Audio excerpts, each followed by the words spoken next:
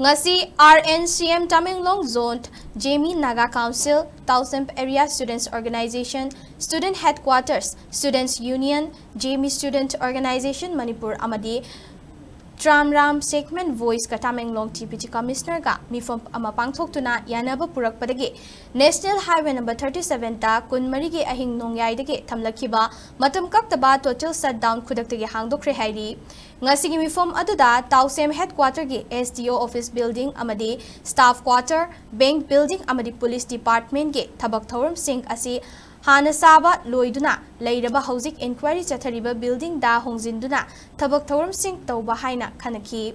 Leingak na building asi Shizinaba Yabagi permission Laidabadi, Hidibo office singi, Tabak Thorum Ningtina Tauhan Bangam Lagani. Leingak na approve Torakrabadi, Leingak tagi building asigi Semzin Sazinaba, approval Launaba Hotnaba Haina Yanaki.